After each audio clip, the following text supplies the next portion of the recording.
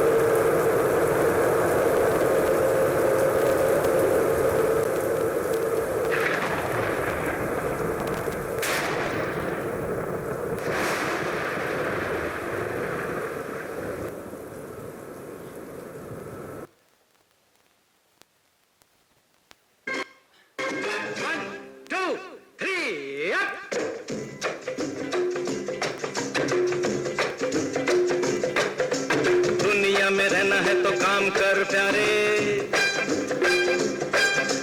हाथ जोड़ सबको सलाम कर प्यारे। दुनिया में रहना है तो काम कर प्यारे, हाथ जोड़ सबको सलाम कर प्यारे। वरना ये दुनिया जीने नहीं देगी, खाने नहीं देगी, पीने नहीं देगी। खेल कोई नया सुबह शाम कर प्यारे।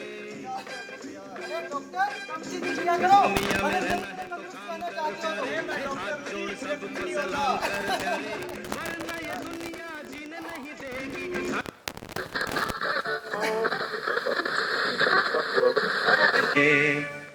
ओ बेटा जी, ओ बेटा जी, अरे ओ बाबूजी। किस्मत की हवा कभी नरम कभी गरम, कभी नरम नरम कभी गरम गरम, कभी नरम गरम नरम गरम। ओ बेटा जी, किस्मत की हवा कभी नरम कभी गरम, कभी नरम नरम। अरे मोरी भैया, जेका हो गया भाई साहब। हाँ देखो ना ललित, कल रात तूफान की वजह से पेड़ गिर गया।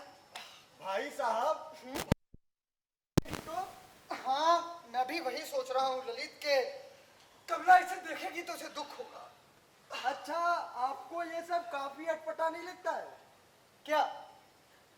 अब देखिए, शरद का जन्म अगस्त में हुआ, अब इसी महीने वो 27 का पूरा हुआ और इसी महीने ये पेड़ भी गिरा। तुम्हें उसका जन्मदिन तक याद है? दरअसल मैं उसकी जन्म पत्री बना रहा हूँ। जन्म पत्री? लेकिन ललित वो तो भविष्य की जानकारी के लिए बनाई जाती है ना। हाँ हाँ, मतलब मैं किसी और ही काम से बना रहा हूँ। वैसे वो 25 नवंबर को ही लापता हुआ था ना? हाँ मतलब वो मरा होगा तो 25 को ही भाई साहब। अब भाभी जी जानना चाहती है कि शरद। ओ तो कमला ने तुम्हें ये सब कुछ करने के लिए कहा है? हाँ माने वे जानना चाहती है 25 नवंबर का दिन शरद के लिए शुभ दिन था या अशुभ। अब मतलब ये है, अगर 25 नवंबर उसके लिए शुभ दिन था तो हो सकता है उस दिन उसकी मौत असंभव हो। तुमने क्या पाया? अब देखिए, अभी मैं उसकी जन्मपत्री पर काम कर रहा हूँ और इसमें वक्त लगता है भाई साहब। अब सीधी सी बात इतनी है, अगर 25 नवंबर उसके लिए शुभ दिन था तो मुमकिन है कि शरद अभी तक मरा नहीं हो, जिंदा हो। सुन रहे हो डॉक्टर? ललित क्या कह रहा है? इसकी बातों में तुम्हें कोई तुक नजर आता है? हाँ भाई साहब, आपको पता ही है ललित जो भी कहता है एकदम ठीक कहता है, बस अपने होशो आवाज में रहकर नहीं कहता। अरे आपके साथ क्या मुसीबत है, आप किसी भी बात पर विश्वास नहीं करते। ओ भाई, तो तुम्हारे साथ क्या मुसीबत है कि तुम हर बात पर विश्वास कर लेते हो? अच्छा, तुमने मेरे बेटे का देखा है क्या? ना, नहीं देखा। अरे मालूम है ललित, कल डॉक्टर का बेटा उसके बैग से थर्मामीटर निकाल के गायब हो गया। वो आगे आगे ही उसके पीछे पीछे। अजीब मुसीबत है भाई, जिस किसी लड़की को देखता है उसका टेम्परेचर लेने लगता है जी। सही है। अरे आपको पता है, डॉक्टर का बेटा सही मायने में डॉक्टर बनेगा, खूब स्मार्ट जो है। सही कहा ललित। अच्छा जमुना जी, अनुराधा कहाँ है, दिखी नहीं? अनुराधा आ गई? हाँ, कल रात आई है गाड़ी से, हम उसे लेने गए थे। सच डॉक्टर, अनु पहले से बहुत बड़ी और खूबसूरत हो चुकी है। अरे बड़ा सुखी परिवार पहले उनका तुम्हारे यहाँ रहा करता था। जी आपने बताया था। हाँ। भाई मैं तो उससे मिलने के उत्सुक हो रहा हूँ। चलो, मोहल्ले में कोई देखने लायक लड़की तो आई। वैसे भी अपने चारों ओर तो एक भी ऐसी सूरत नहीं है जिसकी वो नजर तक उठाई जा सके, सिवाय मेरी बीवी के। टेलीफोन आई है यार हुन की हो गया। ਮੈਨੂੰ ਕੀ ਪਤਾ, ਆਪ ਹੀ ਜਾ ਕੇ ਪੁੱਛ ਲਓ। ਚੜੈਲ ਕਿਸੇ ਥਾਂ ਦੀ ਗੱਲ ਤਾਂ ਆਈ ਕਰਦੀ ਪਈ ਸੀ, ਜਿਵੇਂ ਬਹੁਤ ਤਕਲੀਫ ਚ ਹੋਵੇ। यार कह दिंदी कि मैं थोड़ी देर लेटिया होया। ਮੈਂ ਕਿਉਂ ਕਹਿਣ ਜਾਵਾਂ? ਤੁਹਾਡੀ ਮధుਰ ਆਵਾਜ਼ ਸੁਣੇ ਬਿਨਾ ਉਹਨੂੰ ਚੈਨ ਕਿੱਥੇ? ਉਹਦੇ ਸੈਂਟ ਦੀ ਖੁਸ਼ਬੂ ਟੈਲੀਫੋਨ ਤੋਂ ਵੀ ਆਉਂਦੀ ਪਈ ਸੀ। ਜਾਓ ਜਾਓ, ਕਿਤੇ ਮਾਰੀ ਨਾ ਜਾਵੇ ਤੁਹਾਡੇ ਬਿਨਾ। चंगा मेरी माँ। अच्छा चलो। जमुना जी, अच्छा तो मेरी तो क्या शांति, तुमने भी बेचारे की शांति भंग कर रखी है। अरे भाई, डॉक्टरी पेशा है, औरतें तो फोन करेंगी। हाँ तो करे ना, मैंने तो इतना ही कहा है कि मिसेस तनेजा का टेलीफोन आया है। बात ये है शांति कि तुम लंबे अरसे तक नर्स रही हो और छोटी बात को पकड़ लेती हो। अब आपकी समझ में बात आई। अरे हाँ, अनु आ गई है ना, उसे कहिएगा दोपहर में उधर जरूर आए। उनके मकान में जो जो बदलाव किए हैं सो तो देख जाए। आगे सुनते हैं, पाइप से पानी लीक हो रहा है, आगे जरा देख लो ना। अरे लीना दी, अभी तक पाइप ठीक नहीं हुआ है क्या? अरे क्या बताऊं बहन, आगे चलिए ना। अरे चलिए ना। चलिए चलिए, ठीक है भाई साहब। ठीक है जी, ठीक है। अच्छा ठीक है, मैं भी चलती हूँ। देखती हूँ मुन्ना आया है कि नहीं। इतना उद्यमी है कि बस। अरे हाँ, अनु से कहना मत भूलिएगा। ठीक है।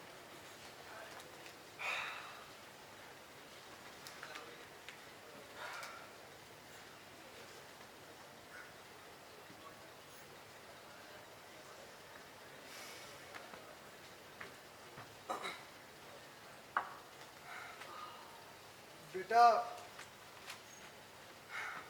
मैं सोच रहा था कि कमला इसे देखे इससे पहले मैं ही उसे बता दूं। उन्हें मालूम है? क्या? हाँ, लेकिन वो तो सुबह से इधर आई ही नहीं। वो सब नहीं पता। बेटा प्रदीप, वो फिर से उसके बारे में सोचने लगी है। रात रात भर चक्कर काटना चालू हो गया है उसका। आपसे एक बात कहूँ लाला जी, दरअसल हमने माँ के साथ एक बड़ी भूल की है। क्या उनके साथ ईमानदारी ना बरतने की।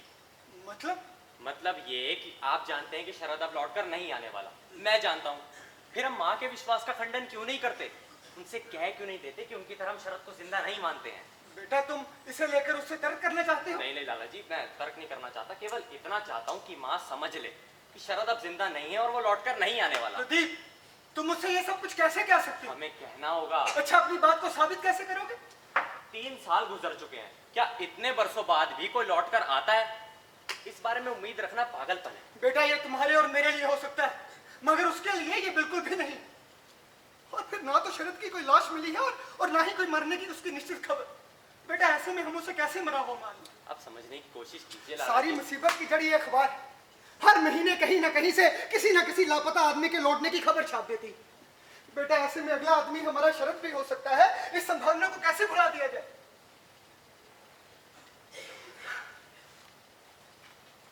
अच्छा, आप जानते हैं कि मैंने अनु को यहाँ क्यों बुलाया है?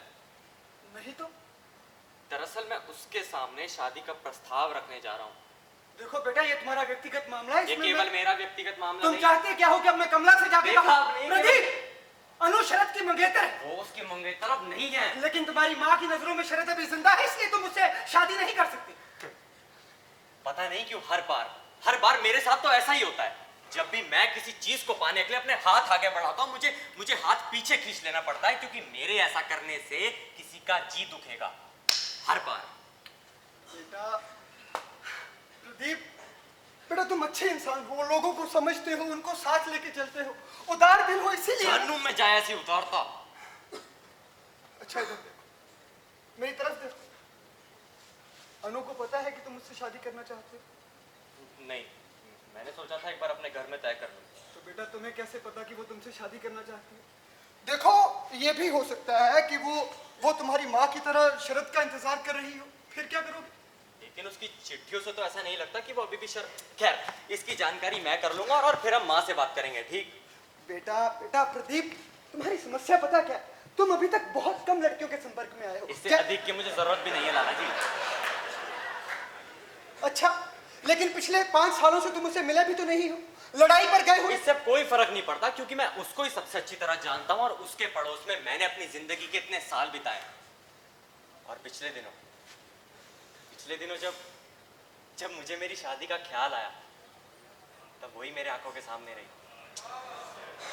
बेटा प्रदीप, तुम बात क्यों नहीं समझ रहे? देखो, कमला को लगता है कि शरद अभी जिंदा है। अनु से शादी करने का मतलब है कि तुम उसकी मौत का खुलेआम ऐलान कर रहे हो। बेटा, इसका उस पर क्या असर पड़ेगा तुम इस चीज का अनुमान भी नहीं लगा सकते। बाकी जो जी में आए करो। अब मैं क्या कह सकता हूँ? मैं इस बारे में पिछले 3 साल से विचार कर रहा हूँ लाला जी। मैंने तो सोचा था कि समय पाकर माँ शरद को भूल जाएगी और फिर हम हंसी खुशी शादी कर लेंगे। लेकिन अब यदि यहाँ ऐसा संभव नहीं, तो फिर कहीं और सही। मैं यहाँ से दूर चला जाऊंगा और वहां जाकर शादी कर लूंगा, फिर वहीं बस जाऊंगा। तुम्हारा दिमाग खराब हो गया है मैं बहुत दिनों तक बच्चा बना रहा हूँ लाला जी, बस बहुत हुआ। और जो जहाँ इतना बड़ा रोजगार फैला हुआ, इसका क्या होगा? ये रोजगार में मुझे कोई दिलचस्पी नहीं। दिलचस्पी होना जरूरी है। हाँ, दिन में 1 घंटे से अधिक मुझे आपका कारखाना अच्छा नहीं लगता। यदि रुपए कमाने के लिए मुझे कारखाने में सिर मारना ही पड़े, तो मैं बस इतना चाहता हूं कि शाम को थका मांदा जब मैं घर लौटूं, तो वहां मेरा अपना एक परिवार हो, बीवी हो और बच्चे हो, और उनके बीच मैं अपने आप को भूल जाऊं, और मेरे लिए सबका केंद्र सिर्फ अनु ही रही है। ठीक है बेटा, यदि तुम ऐसा ही चाहते हो तो मैं जरूर कुछ करूंगा, लेकिन आगे से कभी ऐसी बात मत करना। बेटा, इतना बड़ा रोजगार मैंने किसके लिए बनाया है? तुम्हारे लिए। और जी लाला जी, मैं जानता हूँ। आगे से कभी घर छोड़ने की बात मत करना। मैं नहीं करूंगा, कभी भी नहीं। मैं सच में लाला जी। भीतर टेबल पर बर्तन रखा था, तुमने देखा है? अरे हाँ, और उसमें कूड़ा था ना, वो मैंने बाल्टी में फेंक दिया है। हे भगवान, उसमें कूड़ा नहीं, उसमें आलू थे। मुझे लगा उसमें कूड़ा पड़ा हुआ है। अच्छा, एक बात बताओ, हाँ? तुम्हें हर जगह कूड़ा ही कूड़ा क्यों नजर आता है? और उसकी सफाई के लिए इतना व्याकुल क्यों हो जाते हो? प्रदीप बेटा, भीतर से बर्तन उठा कर देना। अच्छा माँ, और ऐसा करना, 4 आलू भी ले आना। ठीक है। और देखो, कुछ बिखेरना मत, नौकर नहीं है आज। अरे भाई, मैं सोचा करता था कि जब मेरे पास 4 पैसे होंगे मैं एक नौकर रख लूंगा और अपनी बीवी को बुढ़ापे में आराम पहुंचाऊंगा। पैसे भी हुए, नौकर भी आया, लेकिन मेरी बीवी की दशा वैसी की वैसी ही रही, उससे गृहस्थी से छुट्टी ना मिली। कल रात तूफान ने अच्छी खासी बर्बादी की, इससे भी ले भी था। अरे कमला, तुम इसे लेकर क्यों परेशान हो रही? न जाने सिर में कैसा अजीब सा दर्द हो रहा है। आपके लिए दवाई ला दूं माँ? फूल भी नहीं रहे। कैसी अजीब सी बात है, सब कुछ एक साथ घट रहा है। इसी महीने शरद का जन्मदिन है, अनु आई और ये पेड़ गिरा, और अभी भंडार में गई तो कोने पर उसका बैट पड़ा मिला। माँ ये सब बातें छोड़ो और इधर बैठो। और मुझे बस तुम एक बात बताओ कि अनु अब सुंदर हो गई है ना? वो सुंदर तो है ही, इसमें कोई संदेह नहीं, पर फिर भी मुझे समझ में नहीं आता कि वो यहाँ आई क्यों है।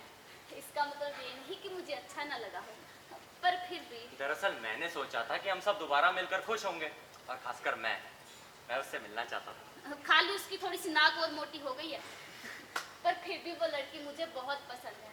वो अभी तक शरद का इंतजार कर रही है। उसने किसी के साथ आशनाई पीनी शुरू कर दी। कमला भी कैसी बातें कर देती है। मैंने बहुत दुनिया देखी है, कोई करता है किसी के लिए इतना इंतजार। अब तो तुम्हें भरोसा हो जाना चाहिए कि मैं पागल नहीं हूँ। वो अब तक कुंवारी बैठी है, आपने उसका ये अनुमान कैसे लगाया कि वो शरद का इंतजार कर रही है? और नहीं तो क्या। कुंवारी बैठे रहने के और बहुत सारे कारण हो सकते हैं माँ। जैसे जैसे कुछ भी हो सकता है ना। अरे आपके लिए दवाई ला दूं? सिर दर्द नहीं कर रहा, और न जाने कैसा कैसा लग रहा है। तुम अच्छे से नींद नहीं लेती ना, इसलिए ऐसा होता है। कल रात बड़ी खराब गुजरी, ऐसी रात पहले कभी नहीं आई। क्या हुआ था माँ? कोई सपना देखा? सपने से भी बढ़कर शरद को देखा? कल रात में उसका सपना देख रही थी। तुम्हें याद है जब वो पायलट की ट्रेनिंग ले रहा था, कैसे छत से गुजरा करता था। जहाज में उसका चेहरा साफ दिखलाई पड़ता था। ठीक वैसे ही कल रात मैंने उसे देखा। वो बादलों के उस पार था। मैं हाथ बढ़ाकर उसे छू सकती थी, पर तभी अचानक वो गिरने लगा। माँ! माँ! अगर मैं उसे छू पाती तो जरूर बचा लेती, जरूर बचा लेती। और तभी मेरी आंख खुल गई और मैं यहाँ आ गई। गड़गड़ाहट तब भी सुनाई पड़ रही थी, और तभी मेरी आंखों के सामने ये पेड़ गिरा। देखा, मैंने तुम सबसे कहा था कि उसकी याद में पेड़ लगाना अच्छी बात नहीं है, पर किसी ने नहीं सुनी। सबको जल्दी पड़ी थी उसका काम खत्म करने की। इस घर में पेड़ तो कोई सुनता नहीं। माँ, पेड़ आंधी से गिरा है, अब खामा परेशान हो रही है। देखो, इन बीती बातों को मत दोहराओ, इसका कोई लाभ नहीं है। ये बात तुम इस हफ्ते तीसरी बार कह चुके हो। क्योंकि ऐसा करना जरूरी है।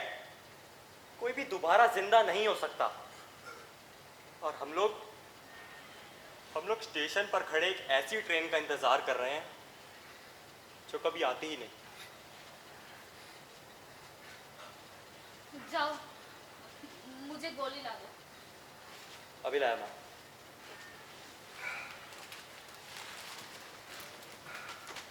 माँ, हमको ये सब बातें भूल कर आगे बढ़ना ही होगा। और मैं तो कहता हूँ कि आज शाम हम बाहर चलते हैं, और हम रात का खाना भी बाहर ही खाते हैं। क्यों? हाँ बिल्कुल, क्यों जमुना जी? अरे क्यों नहीं बेटा, मैं तो तैयार हूँ। देखिए और पूछ। ये हुई ना बात, मैं भी आया।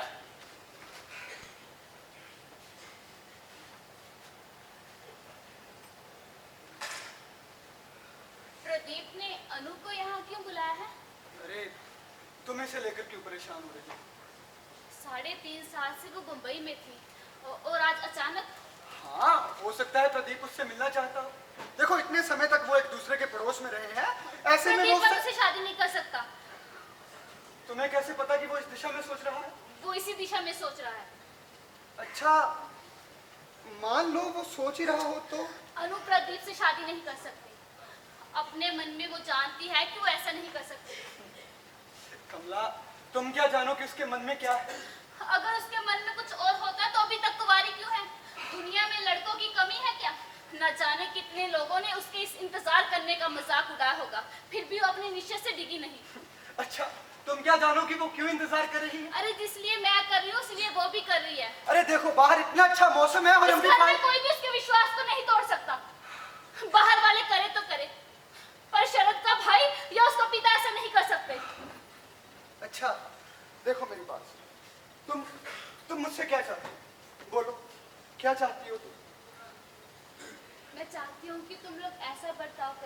कि जैसे वो लौटने वाला हो, तुम दोनों। और जब से प्रदीप ने अनु को बुलाया मैं तब से देख रही हूँ तुम अच्छे से बात नहीं कर रहे मेरे से। मैं पहले ही बता देती हूँ इस घर में कोई भी ऐसी वैसी बात नहीं होने दूंगी, कह देती हूँ। पर तुम तो अनु और को... अगर नहीं वापस आने वाला तो अपनी जान दे दूंगी। ये पेड़ उसी रात क्यों गिरा जिस रात वो आई, जितना चाहे हंसो, पर इन बातों का कुछ मतलब बनता है। अनु उसके कमरे में सोने जाती है और उसकी निशानी टुकड़े टुकड़े हो जाती है। इसे देखो तुम धीरज रखो, शांत हो। तुम भी मेरी तरह विश्वास करो ना। हाँ तुम शांत हो जाओ। देखो मेरी... उसे अकेले नहीं सहा जाता। अभी पिछले हफ्ते एक आदमी वापस आया। हाँ, मुझे वो पता है। शहर से भी पहले से लापता था। हाँ, मैं... अखबार में तुमने खुद पढ़ा था। हाँ। ये देखो तुमने खुद पढ़ा था ना। हाँ मैंने पढ़ा था, तुम शांत हो जाओ, मैं और बोलूंगा। सबसे ऊपर तुम्हें तो विश्वास करना ही होगा। मैं ही क्यों बोल... तुम विश्वास करना बंद मत करना। सबसे ऊपर मैं ही... क्या मैं तुमसे कुछ छुपा रहा हूँ? बोलो। नहीं, मैंने ऐसा नहीं कहा है। मैंने सिर्फ इतना कहा है कि अरे आओ अनु बेटी, आओ अनु, तुम्हारी ही चर्चा कर रहे थे। हाँ, इस ताज़ी और ठंडी हवा में सांस लो। ऐसी हवा तुम्हें बम्बई में ना नसीब होती होगी। इतनी सुंदर साड़ी पहन रखी है, कहाँ से ली? पुणे से। माँ, मेरी बात ना टालिए मत। और एक बात बताइए कि अनु सचमुच सुंदर हो गई है ना? बस थोड़ी सी दुबली हो गई है। माँ, वजन तो घटता बढ़ता रहता है।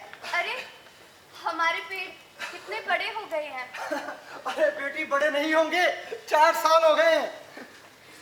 बेटी, तुम्हारी माँ को बम्बई कैसा लगा? अरे हमारा झूला क्यों उतार डाला? अरे बेटी उतारा नहीं, ये दरअसल टूट गया था।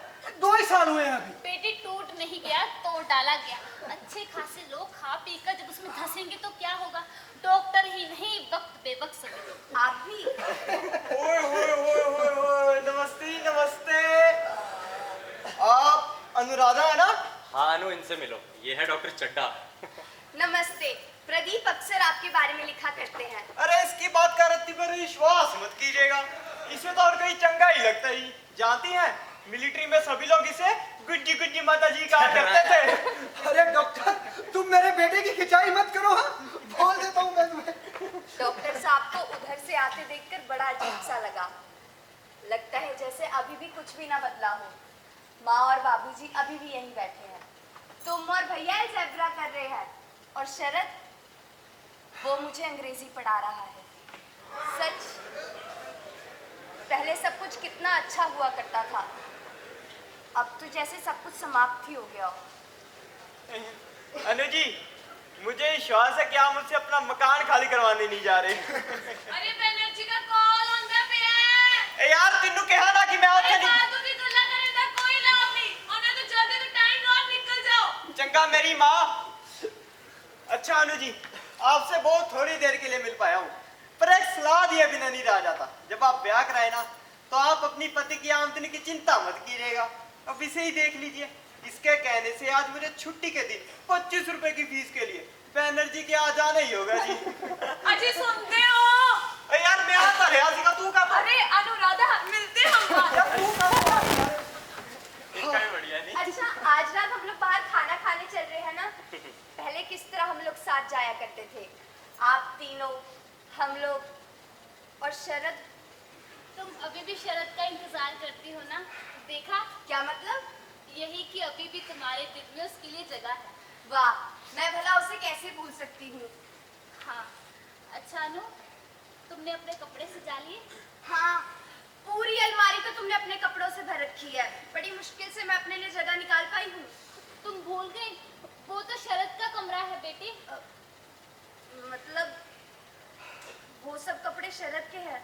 हाँ, तुमने पहचाने नहीं?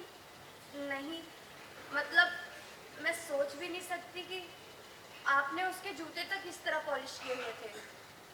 हाँ अनु बेटी।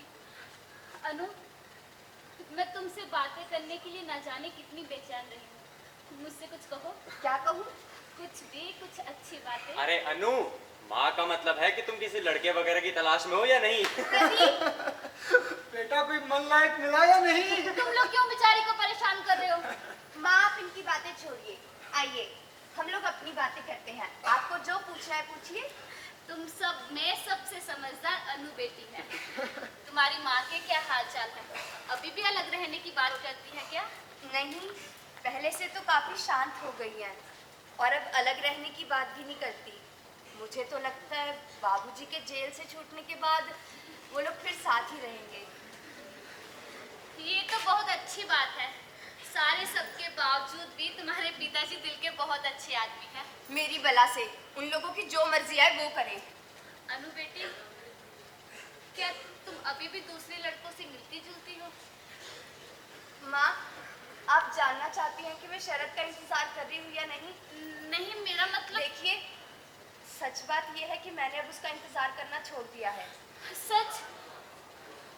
हाँ, अब आप ही सोचिए उससे क्या लाभ।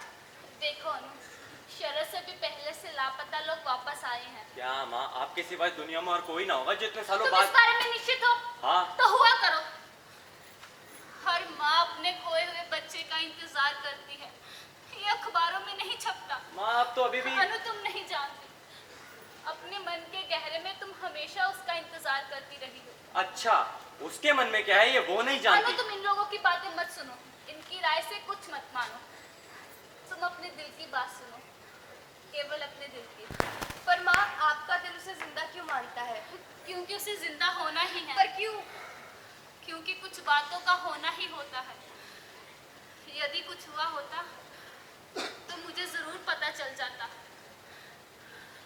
ठीक वैसे ही जैसे उस दिन पता चला था जब प्रदीप भयानक मोर्चे पर गया हुआ था।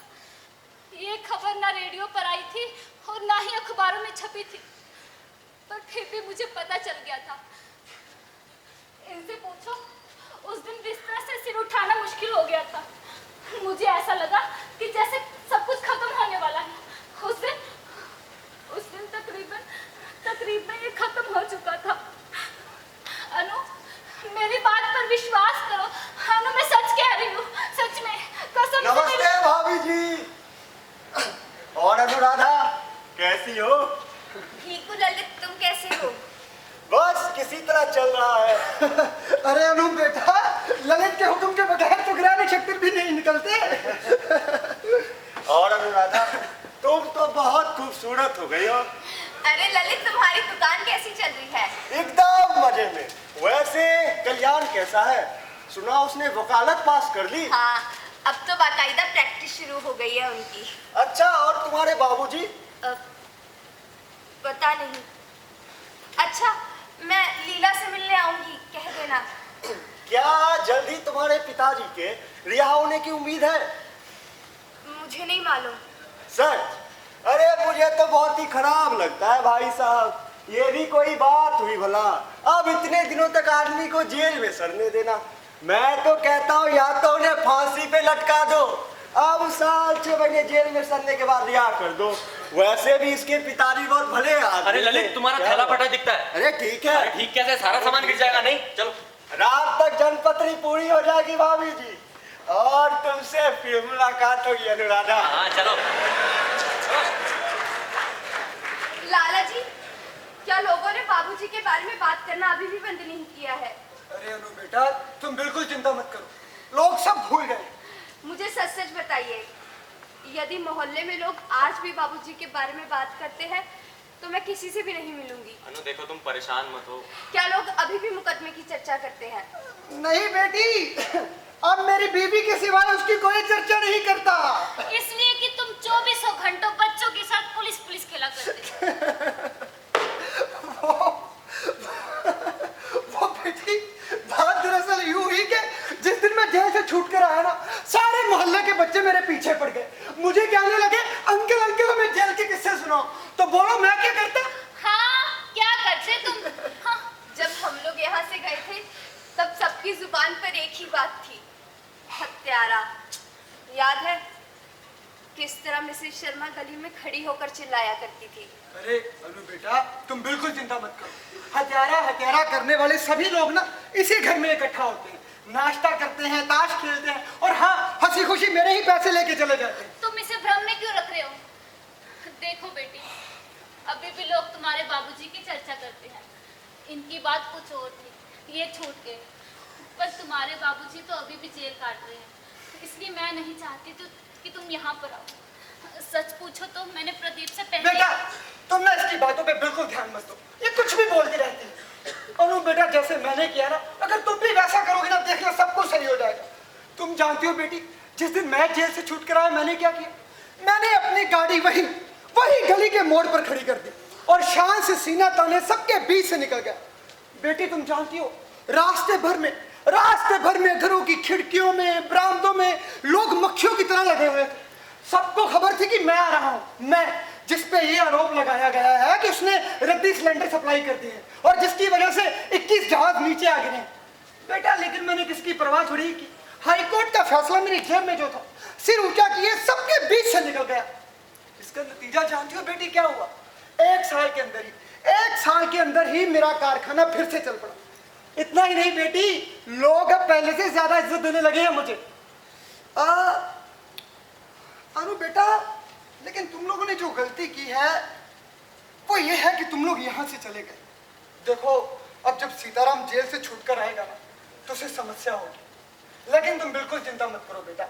मैं तो ये कहता हूँ कि वो जब भी जेल से छूटकर आए ना, इसी मोहल्ले में आए। अब वो लोग यहाँ कैसे आ सकते हैं? लोगों का मुंह बंद करने का और कोई उपाय भी तो नहीं है। देखो लोग उसके साथ बातें करेंगे, हंसेंगे, खेलेंगे, तभी तो उनकी धारणा बदलेगी, तभी तो वो उसे हत्यारा कहना बंद करेंगे। आपके मन में बाबूजी के लिए कोई भी दुर्भावना नहीं है? देखो अनु बेटा, मैं जबरदस्ती किसी को सूली पे चढ़ाने में विश्वास नहीं रखता। पर वो आपके पार्टनर थे, उन्होंने आपको कीचड़ में घसीटा है। मैं मानता हूँ बेटा, जो कुछ भी उसने किया मैं उससे खुश तो बिल्कुल भी नहीं, लेकिन देखो क्षमा तो करना ही पड़ता है। और आप? देखो अनु बेटा, मैं तो ये चाहता हूँ कि तुम जब भी उससे चिट्ठी लिखो। मैं उन्हें चिट्ठी नहीं लिखती लाला जी। अनु बेटा तुम? हाँ, मैंने उन्हें कभी भी चिट्ठी नहीं लिखी, भैया ने भी नहीं। क्या तुम भी इसी तरह सोचते हो? इतने पायलटों की मौत के लिए वो जिम्मेदार है। तुम्हारा दिमाग खराब हो गया है प्रदीप। क्या कोई ऐसा कहता है बेटा? और कोई क्या कह सकता है? बाबूजी को जब पुलिस पकड़ कर ले गई थी, मैं बहुत रोई थी। हर मिलने वाले दिन उनसे मिलने जाती थी। किसी भी शरत की खबर मिली तब मुझे लगा इस तरह किसी पर रहम करना गलत है, पिता हो चाहे कोई और। जानबूझकर उन्होंने जो रद्दी सिलेंडर सप्लाई किए, अब कैसे कह सकते कि उन मरने वालों में शरत नहीं था? इसी बात का मुझे डर था। अनु, जब तक तुम यहाँ पर हो फिर कभी भी अपनी जुबान पर ये बात मत लाना, कह देती हूँ। मुझे तो बड़ा ताज्जुब हो रहा है। मुझे लगता था कि आप लोग बाबूजी से बहुत नाराज होंगे। तुम्हारे बाबूजी ने जो कुछ भी किया उसमें शरत का कोई संबंध नहीं था। पर हमें क्या मालूम? कभी भी अपनी फरमाइश ना हुआ। मेरा तो सर दर्द हो रहा है, मैं जा रही हूँ चाय बनाने। जमुना जी आप चाय पियेंगे? हाँ चलो आता हूँ। देखो अनु बेटा, तुम उसकी बातों का वो कदर नहीं है, इस बात पर तर्क करना बेकार बात है। चलिए। हाँ आता हूँ। अनु बेटा तुम उसकी बात। लाला जी, इस चर्चा से मैं ऊब गया हूँ। देखिए आप इसे खत्म कीजिए। बेटा तुम चाहते क्या हो कि वो इसी तरह पड़ी रहे, इसी तरह सोचती रहे? बेटा तुम भी जानते हो कि वो सिलेंडर P40 प्लेन के थे और शरद P40 प्लेन नहीं उड़ाता था। तो उन्हें कौन उड़ाता था? जानवर। दूसरों का मरना क्या कोई महत्व नहीं रखता आपके लिए? मैं मानता हूँ सीताराम ने गलती की है, लेकिन उसे हत्यारा तो मत बनाओ। देखो तो बेचारी की हालत, तुम्हें कुछ अकल है या नहीं? बेटा जो कुछ भी उस दिन हुआ मैं तुम्हें सब बताऊंगा, ध्यान से सुनो तुम दो। लड़ाई का जमाना था, सिलेंडरों की बुरी तरह मांग चल रही थी, जिसे पूरा कर पाना बहुत ही मुश्किल हो रहा था। अब इसी में एक दिन कुछ सिलेंडरों में हल्की सी दरार आ गई। ज्यादा नहीं बेटे, बिल्कुल हल्की सी। मैं कारखाने में था नहीं। सीताराम को डर था कि मुझे यह खबर पता चलेगी तो मैं गुस्सा हो जाऊंगा। ऊपर से मिलिट्री की ट्रक भी माल ले जाने के लिए खड़ी थी। उसने किसी तरह उन दरारों को भरा और माल भिजवा दिया। मैं मानता हूं बेटा सीताराम ने गलती की है, लेकिन तुम उसे हत्यारा मत कहो। तुम तो जानती हो ना बेटी कि वो कितने छोटे दिल का आदमी है। उसमें इतनी हिम्मत कहाँ थी कि वो मुझे ये सब कुछ कह पाता। तुम जानती हो नहीं बेटा, वो हमेशा ऐसा ही रहा। और प्रदीप, मैं मानता हूँ सीताराम ने गलती की है, लेकिन तुम उसे हत्यारा नहीं कह सकते। लाला जी, जानती हो बेटा, जिस रात शरद की खबर आई वो मेरी बगल वाली कोठरी में ही था। मुझे आज भी याद है वो आधी रात तक फूट फूट के रोता रहा। उन्हें पूरी रात रोना चाहिए था। अनु बेटा अब आप इसे खत्म करेंगे? बेकार क्यों चीख रहे हो? लाला जी तो सबको सुखी ही देखना चाहते हैं। हाँ बेटा, मैं तो सबको सुखी ही देखना चाहता हूँ। अरे भाई, मैं तो चाहता हूँ कि तुम्हारे और मेरे परिवार के बीच कोई गांठ न रह जाए। अरे अब अनु जैसी बेटी मेरे घर की बहू बन रही है, सब कुछ सही तो होना ही चाहिए ना, क्यों? जमुना जी, चाय बन गई है, फिर मत कहना कि गरम करके दो मुझे। हाँ भाई आया। अच्छा बेटी चलता हूँ, वरना फिर से रोला पाने लगेगी।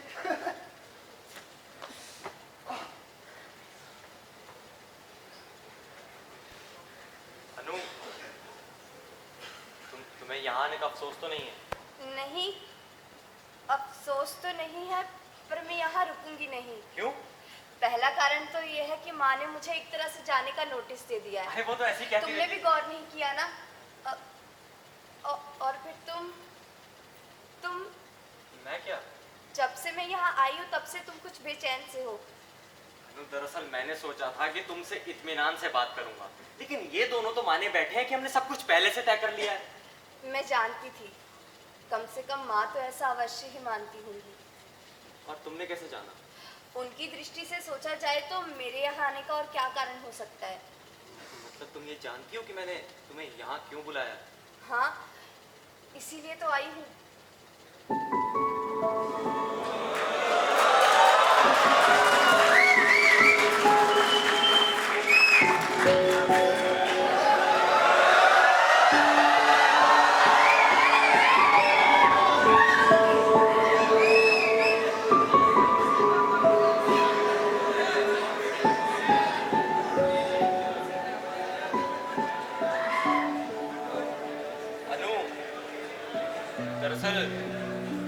दरअसल तुमसे कुछ कहना था। क्या? ये बात मैंने बहुत समय से दिल में दबाई हुई थी। सोचा था कभी सही मौका आने पे तुमसे कहूंगा कि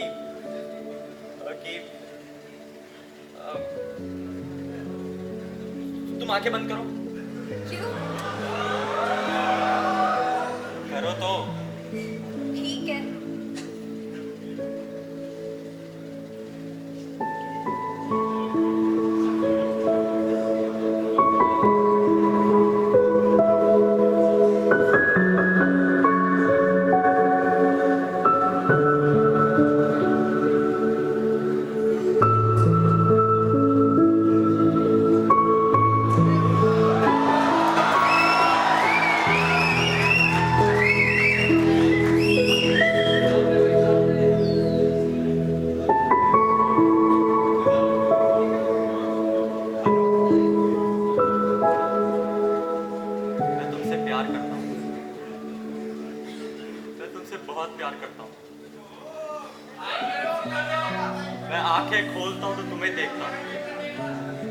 आंखें बंद करता हूं तो तुम्हें देखना चाहता हूं, लेकिन शायद तुम्हें बात मजाक लग रही हो। मैं नहीं चाहता था कि तुमसे बात मैं यहाँ इस घर में करूं। मैं तो चाहता था कि कोई नई जगह होती और वहां सिर्फ हम दोनों होते अकेले। देखो मैं तुम पर कोई दबाव नहीं डालना चाहता। मैं चाहता हूं कि तुम मुझे स्वेच्छा से स्वीकार करो। प्रदीप, मैं तो तुम्हें कब से स्वीकार किए हुए हूँ।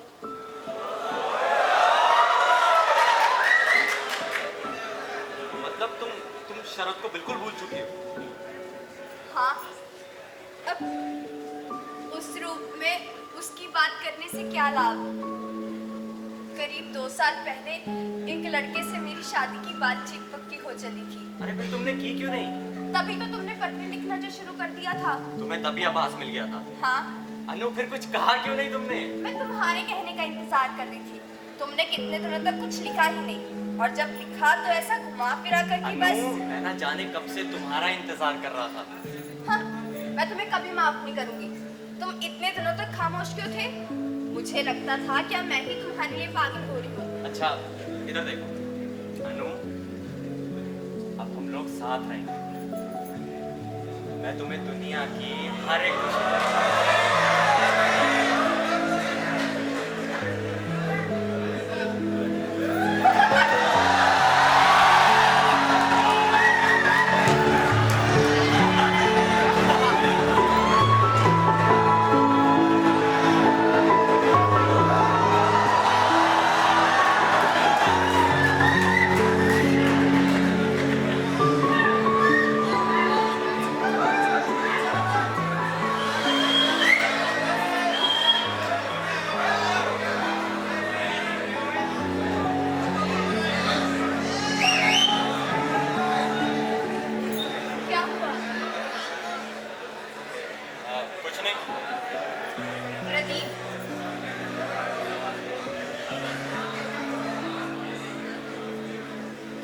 अपनी तरह प्यार करो, शरद के बड़े भाई की तरह नहीं, प्रदीप की तरह। चलो अनु, गाड़ी लेकर यहाँ से कहीं दूर चलते हैं।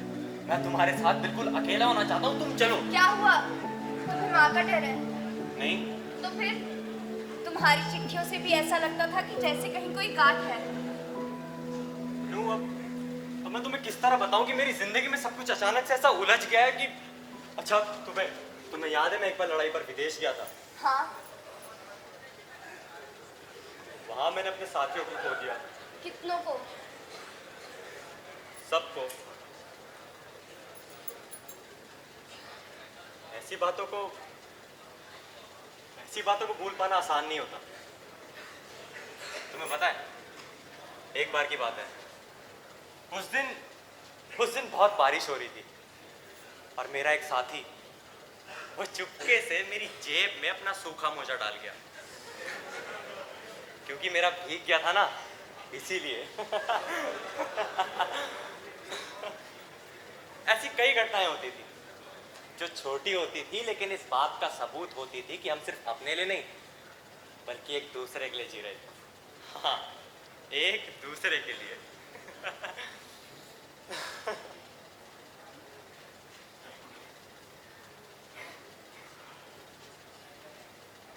और देखते देखते वो सब चले गए, सबके सब चले गए। यदि वो स्वार्थी होते तो अभी जिंदा होते और यहाँ होते मेरे साथ। तुम समझ रही हो ना मैं क्या कहना चाह रहा हूँ? हाँ। अनु, वहां इतना सब कुछ हुआ, उस जंग में इतना सब कुछ हुआ, लेकिन वहां के लोगों के लिए तो जैसे कुछ हुआ ही ना हो। इस बलिदान का कोई महत्व ही ना था। फिर जंग खत्म हो गई और मैं यहाँ आ गया और आते ही लाला जी के साथ कारखाने में जुट गया। लेकिन मुझे हमेशा लगता रहा कि कुछ गलत कर रहा हूँ, कि मैं कुछ गलत कर रहा हूँ। ये सब कारखाना, गाड़ी, मोटर, नौकर चाकर, दौलत, शोहरत मुझे काटे खाते हैं। आखिर मुझे इनका भोग करने का क्या अधिकार है? यदि आदमी के दिल में आदमी के लिए जगह ही ना हो और लड़ाई के वक्त नोच खसोट करते हुए ये पाया गया हो तो इसकी क्या कीमत है? हाँ, इसकी क्या कीमत है? ये सब तुम देख रही हो ना, ये सब लूट का माल है। इस पर निरीह लोगों का खून का धब्बा लगा और मुझे ऐसी कोई भी चीज स्वीकार नहीं है, ऐसी कोई भी चीज स्वीकार। तुम्हें ये सब सोचना बंद करना होगा, समझे? ये सब वैभव तुम्हारा है, इसका भोग करने का अधिकार तुम्हें है। और पैसा, उसमें क्या बुराई है? लाला जी ने इतने जहाजों के लिए सिलेंडर बनवा कर दिए, तुम्हें तो खुशी होनी चाहिए। आखिर जो इतना करे उससे बदले में कुछ तो मिलना ही चाहिए, क्यों? जो तुम समझो, मैं बेटा, तुम्हारे भैया का फोन आया है जल्दी से। भैया का? तो कोई खास बात? पता नहीं बेटा, कमला फोन पे बात कर रही है, देखो। जी। बेटा कैसे हो तुम? हम अच्छे हैं, तुम बताओ। माँ से अगर कुछ बात करूँ या नहीं? तुम चिंता मत करो, रात के खाने के बाद मैं उनसे खुद बात करता हूँ, ठीक है? अरे बेटा, तुम लोग फिर बातें करना शुरू कर दी। जाओ बेटा, जल्दी जाओ अंदर। जी। अनु बेटी, भैया से बात करो। कल्याण इलाहाबाद से फोन कर रहा है। इलाहाबाद से? अनु ने तुम्हें उसके इलाहाबाद होने की खबर नहीं बताई? नहीं, लाला जी मेरे हिसाब से शायद उसे खुद भी ना मालूम हो। बेटा, मुझे ताज्जुब हो रहा है, इतने लंबे समय तक अनु यहाँ आई ना थी, अब वो अचानक यहाँ आती है, कल्याण वहां जाता है। तो? बेटा, तुम जानते हो, देखो मुझे लगता है कि अनु के मन में जरूर मेरे प्रति कोई बुरा ख्याल है। लाला जी ऐसा कुछ नहीं है। देखो बेटा, तुम भी जानते हो अनु भी उसी की बेटी है, कहीं उसे यहाँ कुछ पता लगाने के लिए भेजा गया हो? और पता लगाने को लाला जी अब है ही क्या? तुम गर्म क्यों हो रहे हो? आखिर हुआ क्या है? बेटा, कहीं वो फिर से मुकदमा शुरू करके मुझे कोर्ट कचहरी के चक्कर लगवाना चाहते हैं? लाला जी ऐसा कुछ नहीं है, आप ज्यादा सोच रहे हैं। उन्होंने तुमसे कहा क्या, वो तो बताओ। ऐसा कुछ नहीं है, आप ज्यादा मत सोचिए। आप आइए, आप बैठिए, इधर आइए, आप बैठे रहिए, मैं आपके लिए पानी लेकर आता हूँ। हाँ,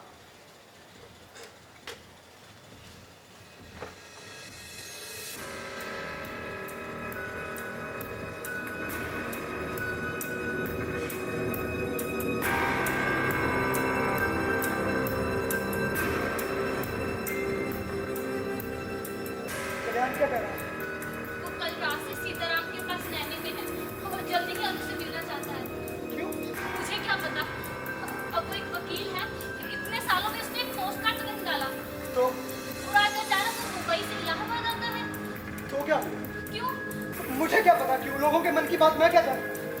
सीताराम को उससे ऐसा क्या कहना था कि वो हवाई जहाज से सीधा इधर आया? देखो कमला, मुझे ना इसकी रत्ती भर परवाह नहीं है कि वो उसे क्या कहना चाहता है। देखो, कल्याण आ रहा है। मैं चाहती हूँ कि तुम। मैंने तुम्हें कहा ना कि मुझे इसकी रत्ती भर परवाह नहीं है। हाँ ठीक है फिर।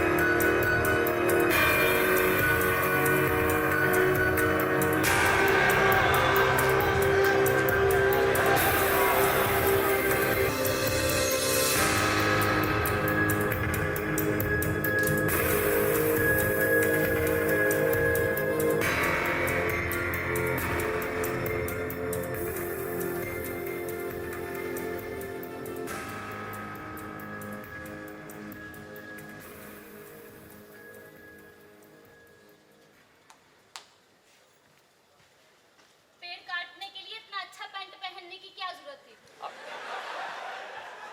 आप तैयार क्यों नहीं होती माँ? मैंने बेल का शरबत बनाया है, कल्याण को बहुत पसंद है। तुम्हें डालकर दूं थोड़ा सा?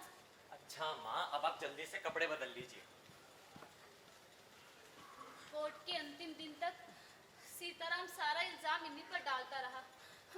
मुझे तो डर है कि कहीं वो लोग फिर से वही बात ना उठा लें। अब कल्याण की बात को इतना महत्व क्यों देती है माँ? उनका सारा परिवार हमसे नफरत करता है। मुझे लगता है अनु भी। माँ, नफरत बड़ी बुरी चीज होती है बेटा।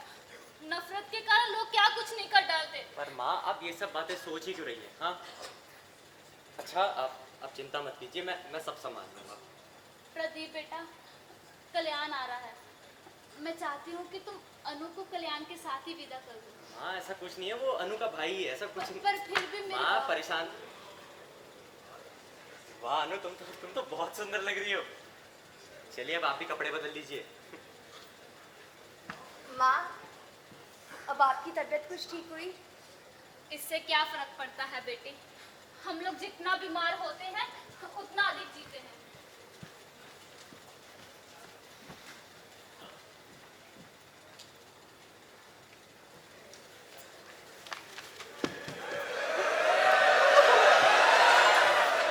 तुम बहुत सुंदर लग रही हो, तुम्हें पता है? माँ से बात कर लो ना, मुझसे चोरी सही नहीं जाती। अरे बाबा, कहा तो था कि रात में कहूंगा, नहीं कहा था क्या?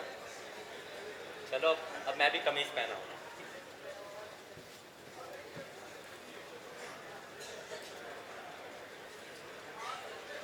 अरे अनु, डॉक्टर साहब इधर आए हैं क्या?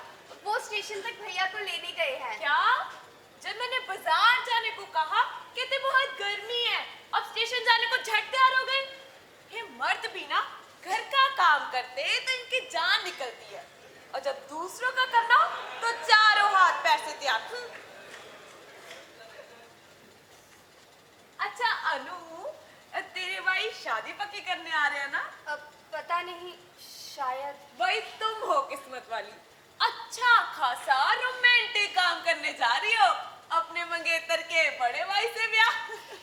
असल में मैं प्रदीप की हमेशा से इज्जत करती आई हूँ, क्योंकि वो सच बोलते हैं। हाँ हाँ, फिर पैसे वाला भी जो है उससे क्या फर्क पड़ता है? बहुत पड़ता है।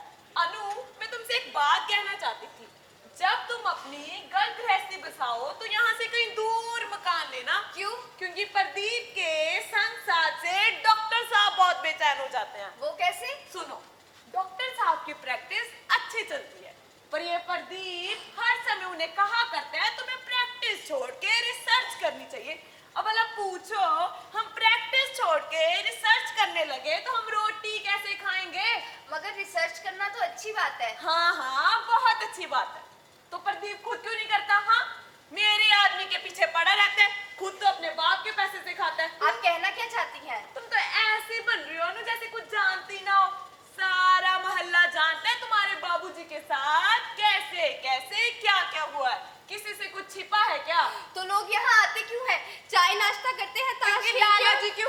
प्यार की दाद देते हैं। हाँ, पर मेरे को इससे कोई शिकायत। अरे प्रदीप भैया आओ ना, कैसे हो? मैं बढ़िया हूँ भाभी, आप कैसी हो? मैं भी ठीक हूँ। और भाभी जी की तबीयत कैसी है? हाँ, सिर दर्द बना हुआ है, आप तो जानती हो। अरे तुम लोग चिंता मत करो, मैं देख लेती हूँ। अरे उन्हें तुम लोगों के बारे में पता है क्या? भाभी उन्हें कुछ आभास तो जरूर है। अरे तुम चिंता मत करो, सब ठीक हो जाएगा। तुम्हें वो जरूर पसंद करेगी, इतनी प्यारी जो हो। तुमने ये बात क्यों छुपाई कि लोग अभी भी मुकदमे की चर्चा करते हैं? जानते हो, ये लोग लाला जी को भी दोषी मानते हैं। तुम क्या समझती हो? अगर उन्होंने कोई गलती की होती तो मैं उन्हें माफ करता। प्रदीप, मैंने बाबूजी की ओर से भी मुंह इसीलिए मोड़ लिया था। यदि यहाँ पर भी ऐसा ही कुछ हुआ तो? अनु, तुम समझने की कोशिश करो, लाला जी एकदम निर्दोष हैं। हाँ, भूल से एक बार वो दोषी मान लिए गए थे, पर अब सब खत्म हो चुका है। भैया बाबूजी के यहाँ से आ रहे हैं, जरूर कुछ गड़बड़ है। तुम बिल्कुल चिंता मत करो अनु, ऐसा कुछ भी नहीं है, सब ठीक हो जाएगा। अरे भाई, तुम लोग तैयार भी हो गए? कितना बज गया? ओह, अरे हम तो कब से आप ही के उठने का इंतजार कर रहे हैं। चलिए कपड़े पहन कर आइए। हाँ बेटा, अभी आया। अरे अनु बेटा, कमला बता रही थी कि कल्याण आ रहा है। जी। देखो बेटा, मैं सोच रहा था कि वो अभी तक बॉम्बे क्या कर रहा है। देखो उसे बोलो यहाँ आ जाए, मेरी खूब जान पहचान है, जल्दी ही उसकी प्रैक्टिस हो जाएगी। लाला जी, आप हमारे बारे में कितना सोचते हैं? ऐसी बात नहीं है बेटा, मैं चाहता हूँ कि तुम लोग मुझे समझो। देखो, मैं तुम्हारे बारे में सोचता हूँ, प्रदीप के बारे में सोचता हूँ, तुम दोनों के बारे में सोचता हूँ। देखो बेटी, मैं तो पढ़ा लिखा हूँ नहीं, मैंने यदि जिंदगी में कुछ कमाया है तो इस बेटे को, यही मेरी उपलब्धि है। अनु बेटा, अब साल 2 साल में सीताराम जेल से छूट कर आएगा तो तुम दोनों के पास ही, अपने बच्चों के पास ही। बेटा, मैं नहीं चाहता कि उसके आने से मेरे और प्रदीप के बीच कोई दीवार खड़ी हो। तुम लाला जी, वैसा कुछ भी नहीं होगा। बेटा, अभी तुम बच्ची, मैंने दुनिया देखी, बाप बाप होता है और बेटी बेटी होती है। अनु बेटा, मैं तो ये चाहता हूँ कि तुम उसे एक बार जेल में जाके मिलो और उसे बोलो कि मैं उसे आज भी अपने कारखाने में लेना चाहता हूँ। लाला जी, आपके लिए बाबूजी की खातिर कुछ करना जरूरी तो नहीं है? बेटा, जरूरी तो है उसे दुत्कारना, मगर मैं ऐसा नहीं कर सकता, वो तुम्हारे बाप है ना, इसीलिए। तो लाला जी, आप उन्हें धुतकारिए ही, गले मत लगाइए। मैं नहीं चाहता कारखाने में उनका कोई भी लेन देन हो, लोग आपको गलत समझ सकते हैं। हाँ, पर अनुज के साथ ऐसी ज्यादती क्यों करती? इससे हमें आपको क्या है, पिता उसके हैं, यदि वो उनके बारे में ऐसा ही सोच। प्रदीप, बाप बाप होता है, समझे? माफ करना, मैं तुम पर चिल्लाना नहीं चाहता था। अच्छा बेटा, मैं अभी तैयार होके आता हूँ। प्रदीप,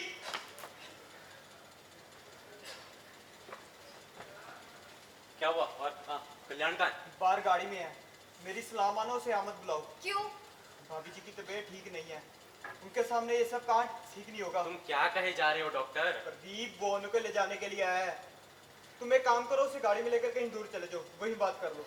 रुको, भैया से मैं बात करती हूँ। अनु नहीं। अब भैया, सफर कैसा रहा आपका? कल्याण, तुम बाहर ही क्यों रुक गए थे? डॉक्टर साहब कह रहे थे तुम्हारी माँ की तबीयत ठीक नहीं है। हाँ, उनके थोड़ा सिर में दर्द है। अच्छा, तुम उनसे मिलोगे नहीं? जानते हो भाई, वो तुम्हारा सुबह से इंतजार कर रही है। भैया, कितनी गंदी कमीज पहन रखी है, दूसरी साथ है या नहीं? अजय तुसी आगे किथे चल गए से? मुंह जाके दस के तो जाए करो। अरे कल्याण, इनसे मिलो, ये है डॉक्टर साहब की बीवी शांति भाभी। नमस्ते। नमस्कार।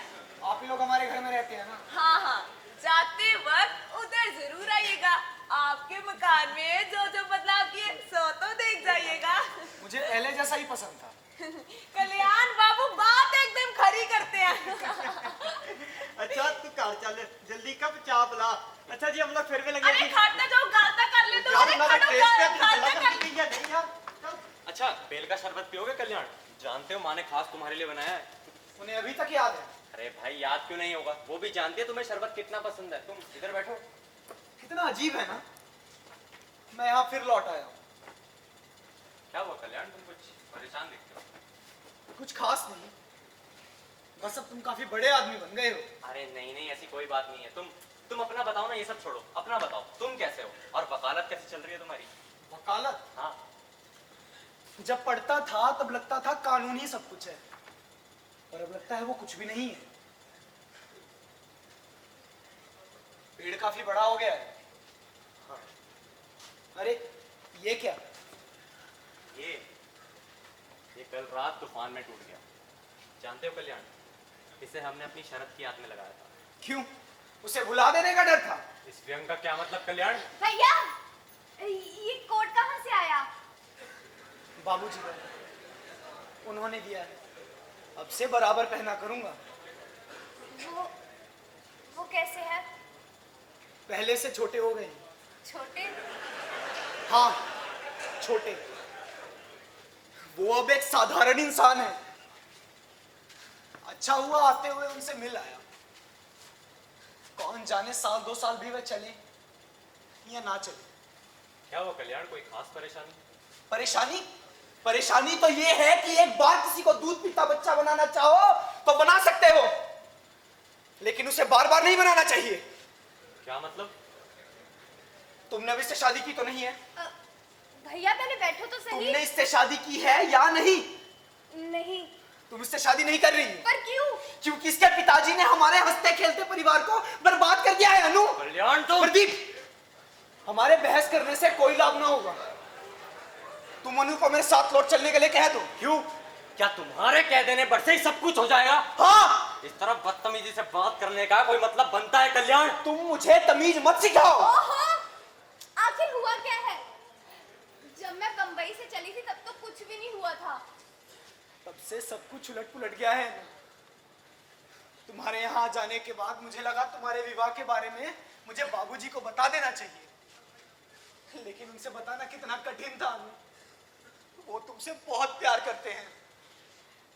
हमने बहुत गलत किया है। इतने सालों तक उनकी कोई खोज खबर ना ली। तुम नहीं जानती उनके साथ क्या क्या किया गया है, कितना कुछ भोगा है उन्होंने। मैं जानती हूँ। नहीं, तुम नहीं जानती। यदि जानती तो यहां ना होती। उस दिन का किस्सा बाबूजी ने मुझे खुद सुनाया। उस दिन बार बार जमुना प्रसाद जी को टेलीफोन पर कारखाने बुलाया गया। सिलेंडर में दरारें पड़ गई है, आकर देख लो, परख लो, तब माल भिजवाया जाए। लेकिन सुबह से शाम हो गई, उनके दर्शन नहीं हुए। और शाम को टेलीफोन से ही कहा गया कि सिलेंडर की दरारें किसी भी तरह भरा के माल भिजवा दो। तुम्हारी बात पूरी हो गई कल्याण? नहीं। और वो आए क्यों नहीं? क्योंकि अचानक उन्हें निमोनिया हो गया। अचानक सारी जिम्मेदारी उन्होंने अपने ऊपर ले ली। लेकिन टेलीफोन पर, और टेलीफोन पर की हुई बात से मुकर जाना कितना आसान होता है, और वही किया गया। अब बताओ तो रानू, तुम क्या करोगी? इसका दिया हुआ खाओगी, इसकी बीवी बनोगी? मुझे बताओ ना, तुम क्या करोगी? कल्याण, मेरे ही घर में तुम इस तरह की बातें किए जा रहे हो? भैया कोर्ट में। कोर्ट तुम्हारे बाबूजी को नहीं जानते, लेकिन तुम जानती हो। तुम जानती हो सब कुछ जमुना प्रसाद जी ने किया है। देखो धीरे बोलो, नहीं तो मैं तुम्हें उठाकर कहीं बाहर फेंक दूंगा।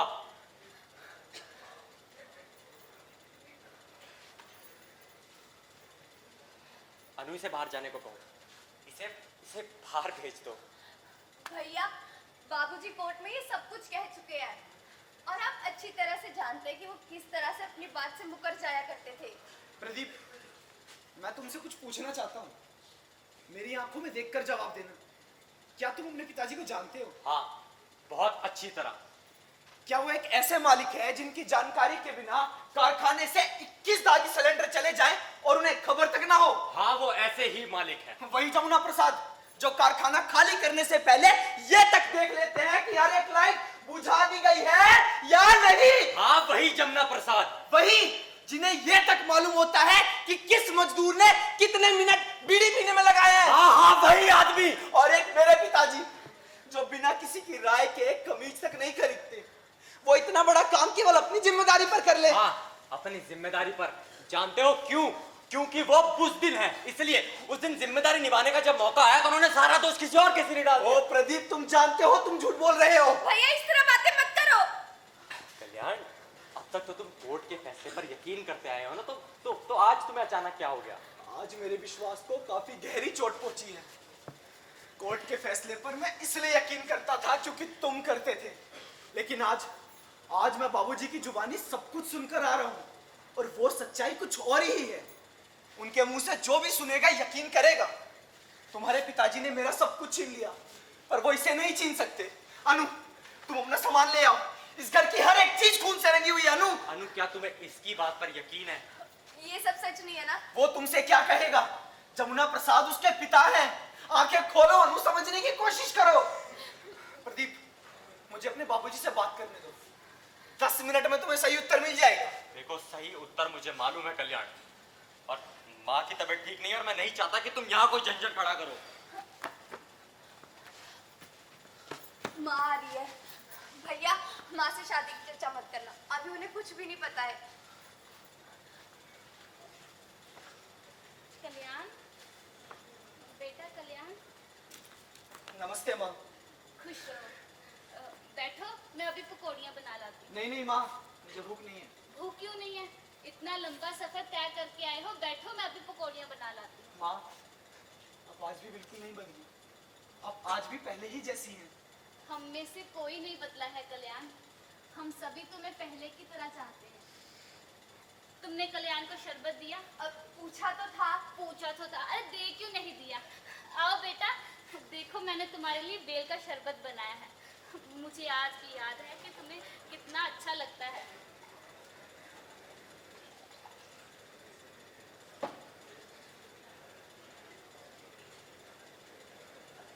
बहुत स्वादिष्ट है माँ, बिल्कुल पहले ही जैसा स्वाद है। मैं अभी पकौड़ियाँ बना लाती हूँ। चलिए मैं आपकी सहायता करती हूँ। अनु, 8:30 बजे ट्रेन छूटेगी। तुम जा रही हो? नहीं माँ, अनु नहीं जा रही है। यदि ये लोग जाना नहीं ही माँ, चाहते सिर्फ हैं- कल्याण। प्रदीप, जरा 2 मिनट। देखो कल्याण, अगर तुम जाना ही चाहते हो तो मैं तुम्हें स्टेशन तक छोड़ आऊंगा, और अगर रुक ही रहे तो अब आगे और कोई तर्क नहीं। कल्याण, हम लोगों से तर्क क्यों करेगा? हम लोगों में तर्क करने के लिए है ही क्या है? हम सभी एक ही तीर के तो शिकार हुए हैं। कल्याण बेटा, तुमने देखा शरद के पेड़ का क्या हाल हो गया है।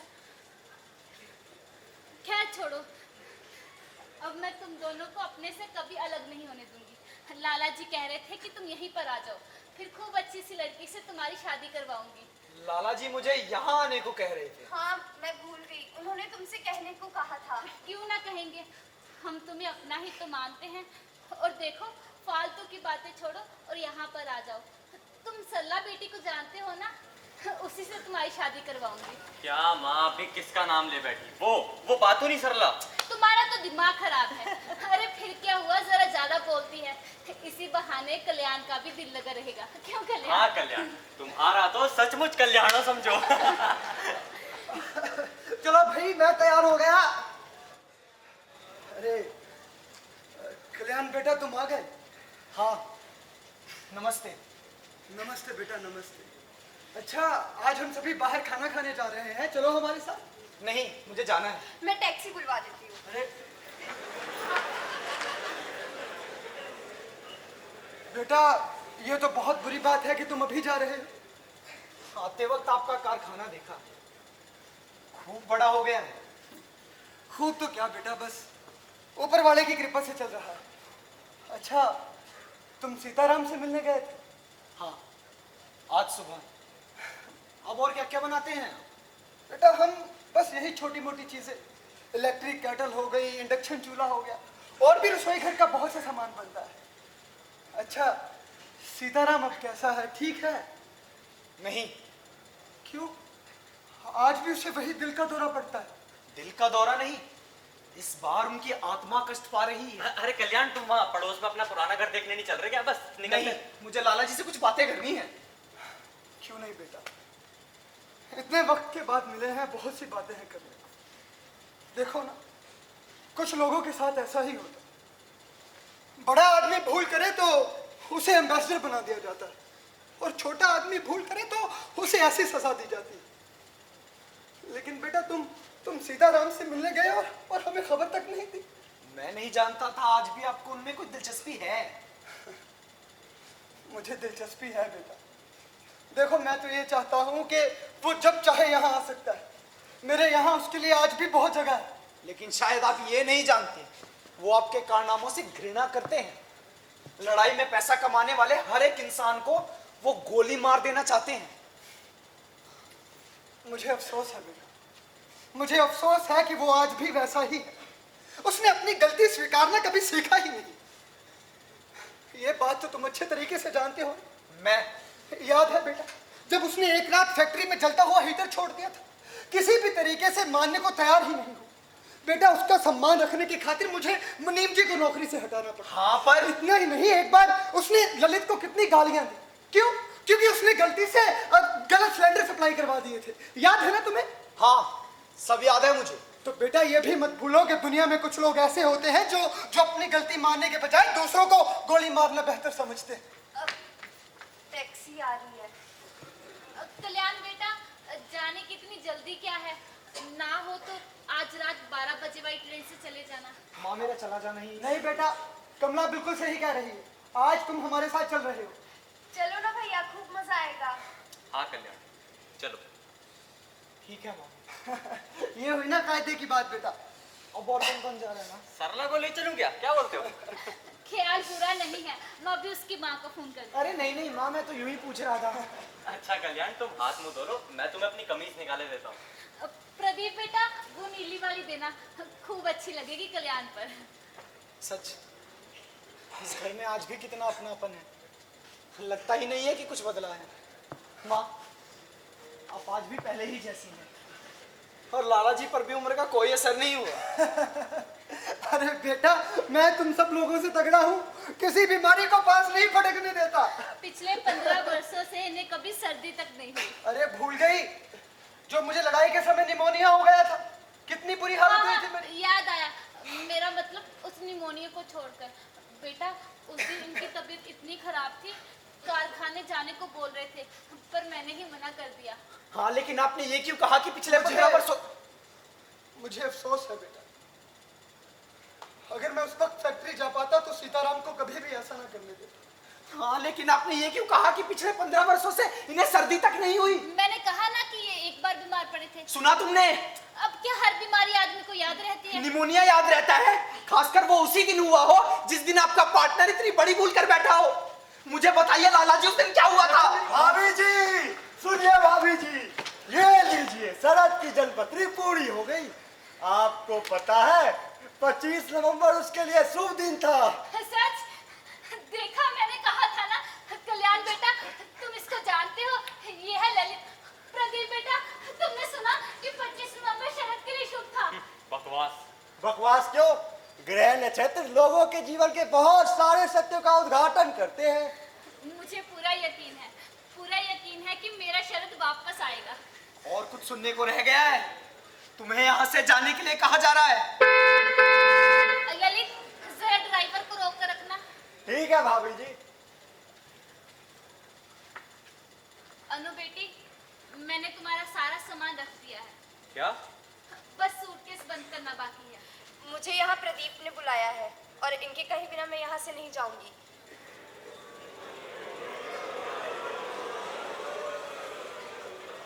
सुन लिया तुमने कल्याण, अब तुम जा सकते हो। यदि कल्याण को ऐसा लगता बस है कि... बहुत हुआ। जब तक मैं यहाँ हूँ उस मुकदमे की या शरत की कोई भी बात सुनने को राजी नहीं हूँ। कल्याण, तुम जा सकते हो। मानू के मुंह से सुनना चाहता हूँ। भैया,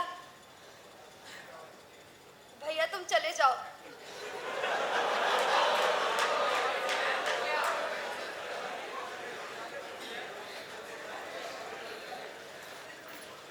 भैया, मेरी बात समझने की कोशिश तो करो। भैया, जरा सुनो भैया।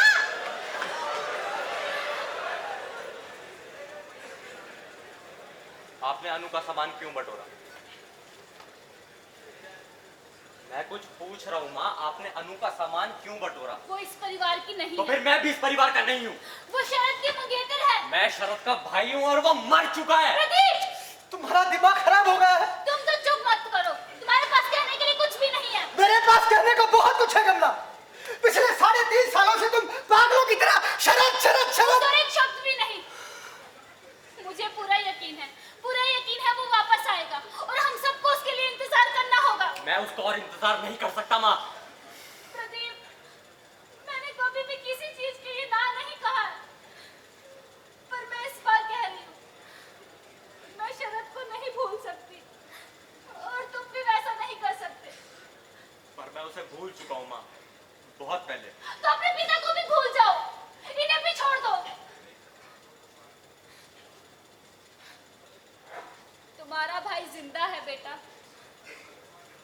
वो मरा होता तो उसकी मौत तुम्हारे पिता के हाथों हुई होती।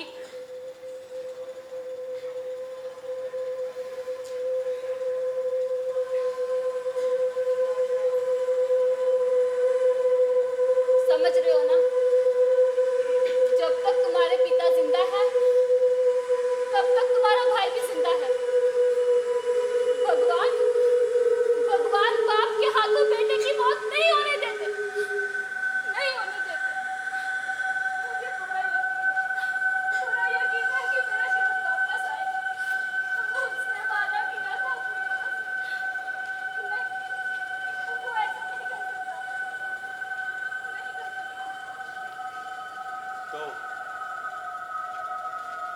तो वो सब आपने किया था लाला जी?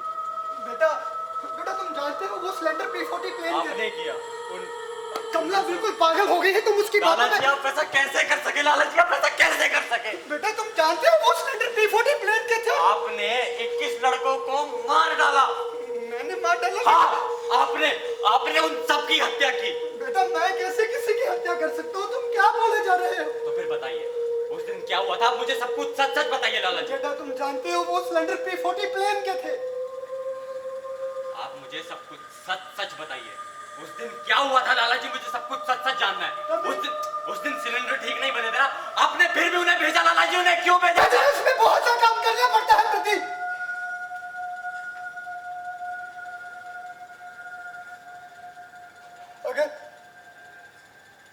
अगर उस दिन मैं अपना माल सप्लाई ना करता तो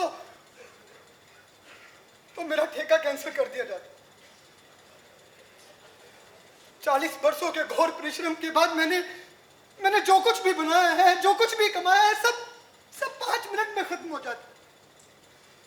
और बेटा मैं ये कैसे होने दे सकता था? लेकिन प्रदीप मैं तुमसे ईमानदारी से कहता हूँ, मैंने ये नहीं सोचा था कि वो सिलेंडर जहाज में लगा दिए जाएंगे। मैंने ये माना था कि उन्हें लगाने से पहले उनकी जांच होगी और वो उन्हें रद्द कर देंगे। तो आपने उन्हें भेजा ही क्यों था? बेटा उस समय भेजना जरूरी था। मैंने माना था कि एक ही हफ्ते के अंदर उनकी शिकायत आएगी, और जब एक हफ्ते के अंदर भी कोई खबर नहीं आई तो बेटा मैंने सोचा मैं खुद ही जाके कह दूंगा कि भाई क्यों नहीं? कहा क्यों नहीं? तीर हाथ से छूट चुका था बेटे। वो सिलेंडर जहाज में लगा दिए गए थे। देखते ही देखते वो जहाज नीचे आ रहे थे। अखबारों में खबरें छप चुकी थी और हमारे हाथों में हथकड़ियां लग चुकी थी। लेकिन प्रदीप बेटा मैं तुमसे ईमानदारी से कहता हूँ, मैंने जो कुछ किया सिर्फ तुम्हारे लिए किया है। देखो बेटा मैं बूढ़ा हो चुका हूँ, मेरे लिए इससे अच्छा और कोई मौका ना था। मैंने सब कुछ तुम्हारे लिए किया है बेटा, सिर्फ तुम्हारे लिए। इसका मतलब आप जानते थे कि वो सिलेंडर एकदम रद्दी है? नहीं बेटा एकदम आप नहीं। उन लोगों को इस्तेमाल करने से रोकने जा रहे थे लाला जी। हाँ पर इसका मतलब ये नहीं इसका मतलब ये कि आप जानते थे कि उन सिलेंडरों के दम पर जहाज ऊपर नहीं टिक पाएगा। बेटा मैंने सब कुछ तुम्हारे लिए किया है, तुम बात मेरे लिए किया?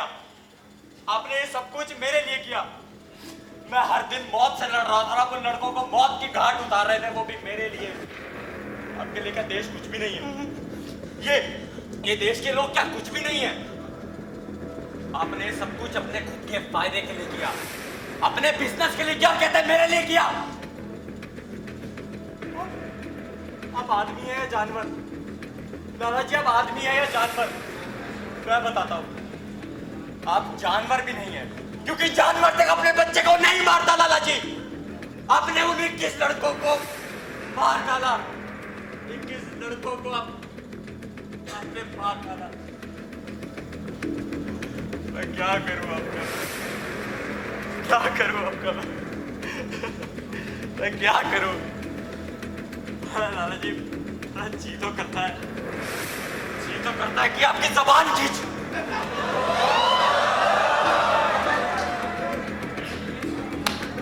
क्या करूं आपका? मैं क्या करूं आपका? मैं क्या करूं आपका? बेटा प्रदीप मेरी बात सुन के जाओ बेटा। प्रदीप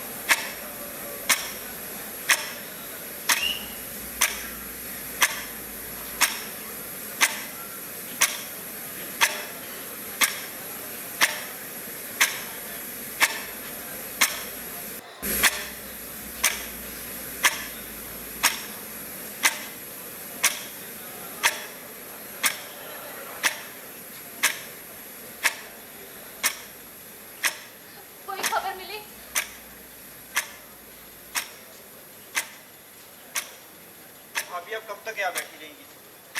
जाइए सो जाइए। मैं प्रदीप का इंतजार कर रही हूँ। तुम चिंता मत करो, मैं एकदम ठीक हूँ। लेकिन 12 बज चुके हैं। मुझे नींद नहीं आएगी। आप चिंता मत कीजिए, वो लौट आएगा। मैं सोच रही थी कि मैं कहीं मन के गहरे में कहीं प्रदीप सब कुछ जानता होगा, पर उसे इतना बड़ा सदमा पहुंचेगा ये नहीं जानती थी। प्रदीप के लिए स्थिति से समझौता करना थोड़ा कठिन है। मैं और आप तो कर सकते हैं, लेकिन वो नहीं। झूठ बोलना और उसे बर्दाश्त करने के लिए बहुत अलग तरह की मानसिक बनावट की जरूरत होती है। क्या मतलब? वो वापस नहीं आएगा? नहीं, ऐसा नहीं है। वो जरूर वापस आएगा। हम सब लौट आते हैं। ऐसी निजी हलचलें सदा मर जाती है। आदमी समझौता कर लेता है। शायद अली ठीक ही कहता है। हम सबका अपना कोई ना कोई सितारा होता है, ईमानदारी का सितारा। हम अपनी सारी जिंदगी उस सितारे को पकड़ने में लगा देते हैं, पर अगर एक बार वो सितारा डूब गया तो उसे पाया नहीं जा सकता।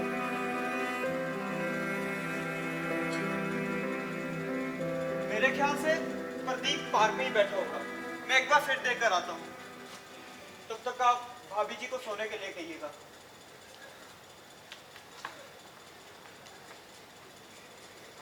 डॉक्टर यहाँ क्या कर रहा है? उसे सब मालूम है। कैसे? उसने बहुत पहले अनुमान लगा लिया था। देखो, बच निकलना मुश्किल है। इस बार तुम। वो अंदर क्या कर रही है? मुझे क्या पता क्या कर रही है अंदर। उससे कुछ मुझे नहीं पता। उससे कुछ मालूम तो नहीं है? उसने प्रदीप को जाते हुए देखा था। ना मालूम होने वाली क्या बात है, सब तो साफ है। मैं उससे बात कर। मुझसे मत पूछो। तो किससे पूछूं? देखो, मुझे लगता है कि वो इस बारे में कुछ नहीं करेगी। फिर मुझसे क्यों पूछ रहे हो? पूछ रहा हूँ और पूछूंगा। मैं समझता था मेरा घर परिवार है, सब कहाँ गया? सब यही है। मैंने सिर्फ इतना कहा है कि मुझ में और सोचने समझने की शक्ति नहीं। सोचने समझने की शक्ति नहीं रही। इधर कोई मुसीबत आई नहीं, तुम में सोचने समझने की शक्ति खत्म हो जाती है। देखो, मैं ये कह रही हूँ कि जब वो आए तो उसे अपने पास बिठाकर सब कुछ कह देना। उसके सामने तुम्हारा गलती मंजूर करना बहुत जरूरी है। उससे क्या होगा? अगर तुम उसके सामने अपनी गलती की कीमत चुकाने को राजी हो तो शायद।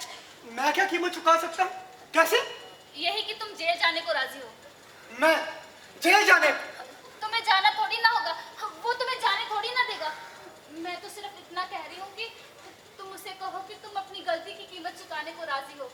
क्या पता वो तुम्हें माफ कर दे। वो मुझे माफ करेगा? किस बात के लिए? सो तुम अच्छी तरह जानते हो। देखो कमला, मेरी समझ में ये नहीं आ रहा। तुम धंधा चाहती थी, मैंने कमाया, फिर मुझे किस बात के लिए माफ किया जाएगा? बोलो, तुम नहीं जानती थी? मैं इस तरह से नहीं चाहती थी। मैं भी इस तरह से नहीं चाहता था, पर जानने से ही क्या फर्क पड़ता है? मैंने ही तुम दोनों को सर पर चढ़ा रखा है।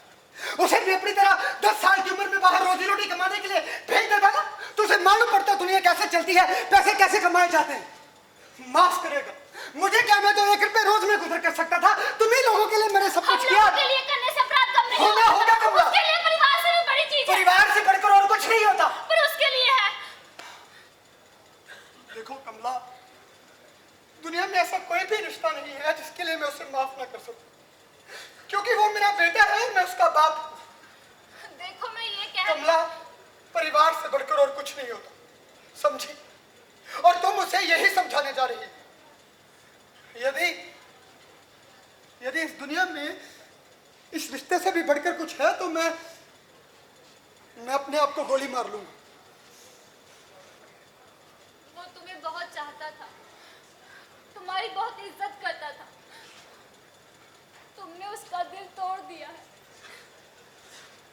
कमला, शरद होता तो वो कभी ऐसा ना सोचता, कभी ना सोचता।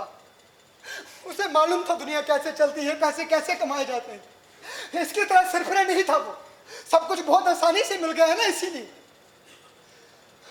शरद होता तो।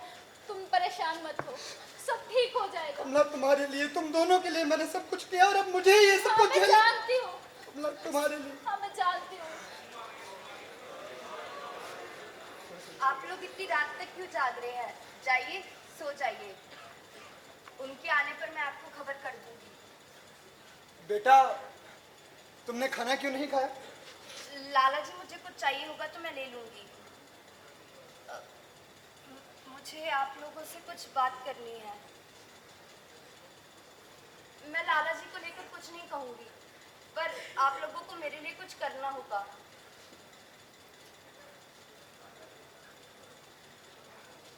माँ, आपने प्रदीप को अपनी ही नजरों में दोषी बना दिया है।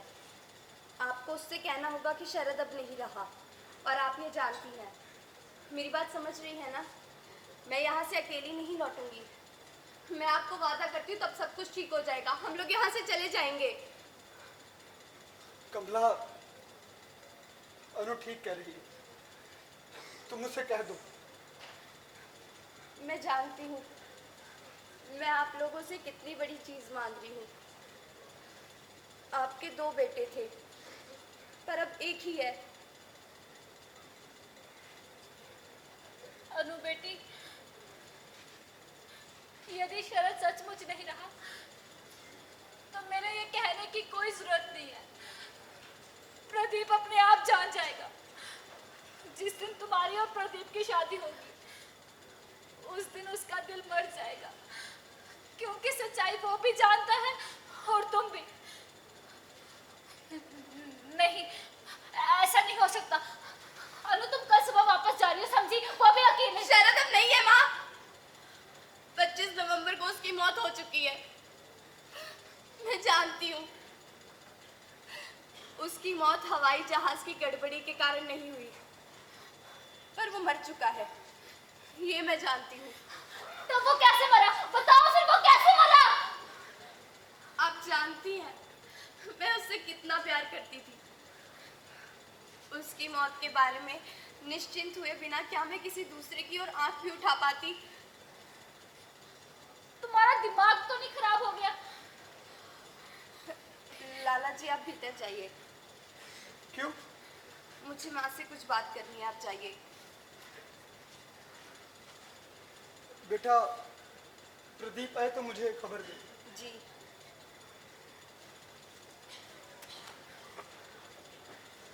माँ, आइए, बैठ जाइए। विश्वास मानिए, जब मैं यहाँ आई थी तब मुझे बिल्कुल अंदाजा नहीं था कि लाला जी, मैं यहाँ केवल शादी के इरादे से आई थी। मैं इसे केवल इसलिए लाई थी कि यदि आप शरद के बारे में किसी भी तरह मानने को नाराजी हुई तो मैं इसकी सहायता लूंगी। इसे शरद ने मुझे अपनी मौत के जरा देर पहले लिखा था। मैं आपको पीड़ा नहीं पहुंचाना चाहती थी, लेकिन आपने मुझे मजबूर कर दिया। मैं अपने आप को इतना अकेला महसूस करती हूँ, इतना। माँ, अपने आप को संभालिए, खड़ी होइए। ये सच नहीं है। बैठिए, संभालिए अपने आप को, संभालिए। तुम कहाँ चले गए थे? बोलो। ऐसे ही गाड़ी से बाहर चक्कर काट रहा था, सोचा था अब तक तुम चली गई होगी। मैं कहाँ चली गई होती? जाने को मेरे पास और कोई जगह ही कहाँ है। लाला जी कहाँ हैं? भीतर। अच्छा, तुम बैठो, मैं जो कहना चाहता हूँ कह ही डालूं। माँ, मैं जा रहा हूँ, मैं हमेशा के लिए जा रहा हूँ। कहीं ना कहीं मुझे कोई नौकरी मिल ही जाएगी। अनु, मैं जानता हूँ कि तुम क्या सोच रही होगी। सब सच है। इस घर ने मुझे भी एकदम कायर बना दिया है। और ये बात यदि मैं उस दिन जान गया होता, जिस दिन जंग से वापस लौटा था, तो आज स्थिति कुछ और होती। लाला जी जेल में होते, मैं खुद उन्हें ले जाता। पर अब उनकी ओर देखने पर रोने के सिवा और क्या ही कर सकता हूँ। तुम क्या कह रहे हो बेटा? मैं उन्हें जेल में डाल सकता हूं, समझिए आप, जेल में। पर नहीं, मुझ में इंसानियत कहां बची है जो मैं ऐसा कर सकूं। अब मैं भी बाकी सब लोगों की तरह दुनियादार जो बन गया हूं, व्यवहारिक बन गया हूं, और ये सब आपने किया है। दुनिया में दुनियादार तो बनना ही पड़ता है। हाँ, दुनियादार तो बनना ही पड़ता है। कुत्ते बिल्ली सब दुनियादार होते हैं, अपना अपना लाभ जो देखते हैं। दुनियादार यदि कोई नहीं होता तो वो जो जंग में अपनी जान कुर्बान कर देता है। मैं भी दुनियादार हूं, मैं थूकता हूं अपने आप पर। नहीं, मैं तो जा रहा हूं यहाँ से। मैं भी तुम्हारे साथ चलूंगी। नहीं अनु, मैं लाला जी को लेकर कुछ नहीं कहूंगी। मुंह से ना कहो, पर दिल से तो सोचोगी। नहीं। अनु, मैं अब तक यही सोच रहा था कि लाला जी सजा क्यों पाए। आखिर उन्हें सजा देने से अब क्या लाभ? क्या इससे मरे हुए को दोबारा जिंदा किया जा सकता है? जंग में जो बुज़दिली दिखाते थे, हम उन्हें गोली मार दिया करते थे, सम्मान के खातिर।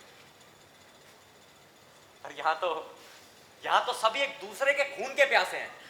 इस बार एक आदमी के कारण एक नहीं बहुत से लोग मारे गए। बस इतनी सी तो बात है। अरे भाई, सब लोग ऐसा कर रहे हैं तो मैं सिर्फ लाला जी को ही दोष क्यों दूं? सब लोग बुज़दिल हैं, कायर। भाई ने कुछ समझाइए। उसे जाने दो। प्रदीप, मैं तुमसे कुछ कहना चाहता हूँ। क्यों? कहने में अब रखा ही क्या है? हाँ, बात क्या? तुम्हारे पास बहुत धन दौलत आ गई है, इसका तुम्हें फितूर है? हाँ, मुझे इसका फितूर है। तो अगर यही बात है तो सब कुछ उठाकर बाहर फेंक दो। सुन रहे हो मैं क्या कह रहा हूं? अगर इन सब चीजों की तुम्हें ज्यादा ही तकलीफ है तो जाओ, सब कुछ उठाकर बाहर फेंक दो। मैं मजाक नहीं कर रहा हूं बेटा। ये सब कुछ तुम्हारा ही है, मेरा कुछ भी नहीं। मैं बूढ़ा हो चुका हूं, मैं इन सब चीजों का क्या करूं? बताओ क्या करना चाहते हो? मैं क्या करना चाहता हूँ सवाल इसका नहीं है। सवाल इसका है लाला जी की आप क्या करना चाहते हैं?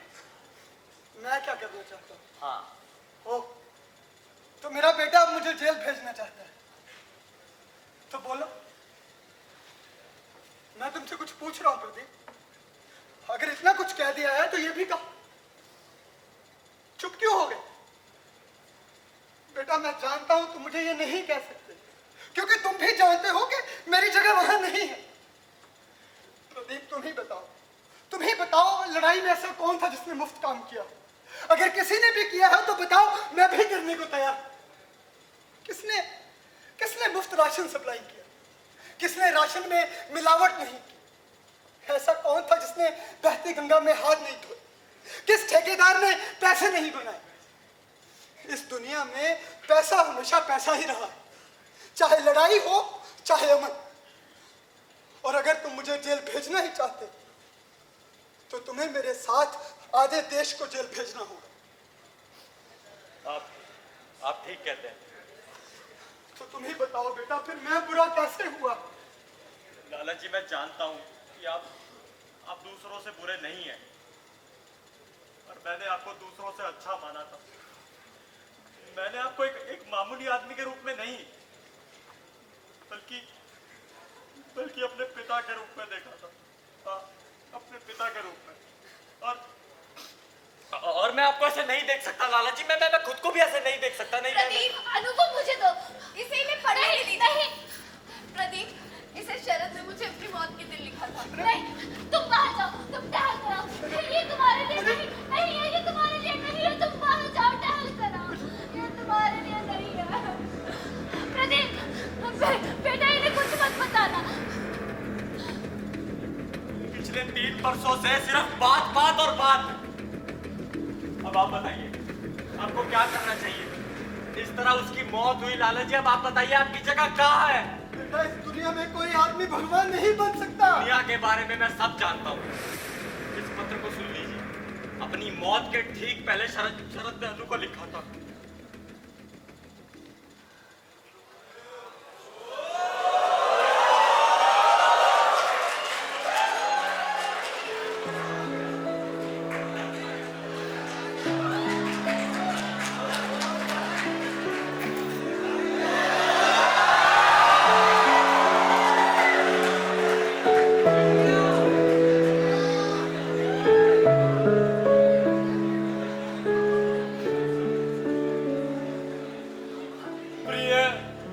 अनु,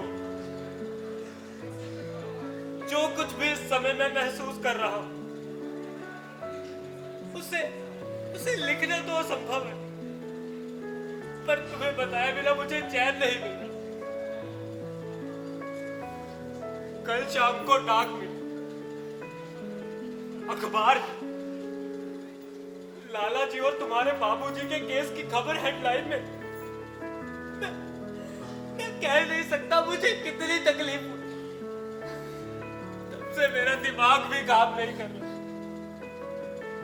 सचमुच क्या जिंदगी की कोई कीमत नहीं? यहाँ लोग मक्खियों की तरह मरे जा रहे हैं और वहां सब पैसे बनाने में। लड़ाई में शर्म के बारे में किसी को मुंह दिखाने के लायक नहीं। मैं अभी मोर्चे पर जा रहा हूं, कभी ना लौटने के। शायद मैं लापता करा दिया था। यदि ऐसा हो तो तुम मेरा इंतजार मत करना। अनु, मैं सचमुच कह रहा हूं, अगर लाला जी मेरे सामने होते तो उनका क्या रिकॉर्ड देता।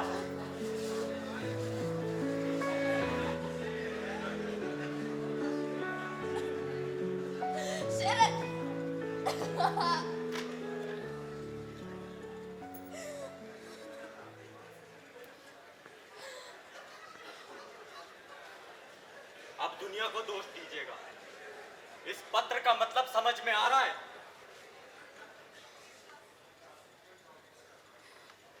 हाँ बेटे, समझ में आ रहा है। तुम गाड़ी निकालो, मैं अभी आता हूँ। तुम नहीं जाओगे, रात बहुत हो चुकी है, तुम कहीं नहीं जाओगे। नहीं करना, अब मुझे जाना ही होगा। अब मैं जाकर ही राहत पाऊंगा। शरद होता तो तुम्हें कभी न जाने को कहता। ये और क्या है? मेरे लिए वो मेरा बेटा था, पर उसके लिए लड़ाई में मरने वाले सभी मेरे ही बच्चे थे। और अब मुझे भी यही लगता है कि वो सब मेरे ही बच्चे थे, मेरे ही बच्चे थे, मेरे ही बच्चे थे। बेटा तुम गाड़ी निकालो, मैं अभी आता हूँ। प्रदीप बेटा, तुम उन्हें नहीं ले जा रहे। मैं उन्हें ले जा रहा हूँ माँ। तुम चाहोगे तो वो रुक जाएंगे। अब उन्हें कोई नहीं रोक सकता। पर तुम रोक सकते हो। जेल में वो कितने दिन तक जिंदा रह सकेंगे? क्या तुम उन्हें मार डालना चाहते हो? मेरा ख्याल था कि आप ये पत्र पढ़ चुकी हैं। लड़ाई खत्म हो चुकी है प्रदीप। तो माँ आपके लिए शरद क्या था? पत्थर का एक टुकड़ा जो पानी में गिरते ही गायब हो गया। सिर्फ अफसोस करने से कुछ नहीं होगा माँ, क्योंकि उसने आपके और लाला जी के अफसोस करने के लिए जान नहीं दी थी। हम लोग और कर भी क्या सकते हैं? अरे आप लोग और अच्छे इंसान बन सकते हैं।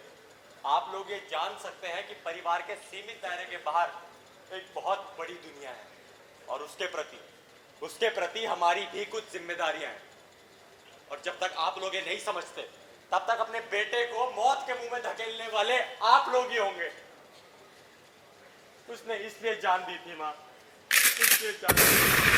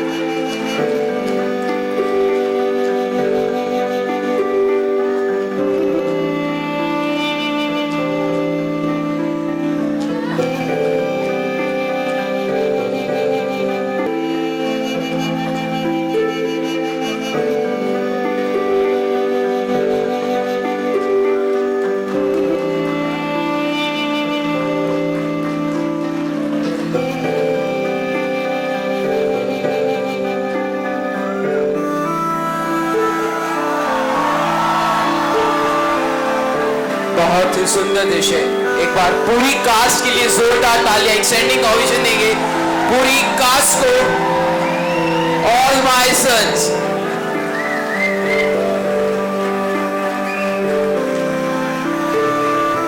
Directed by Ashya Madar. Big shout out to Ashya Madar.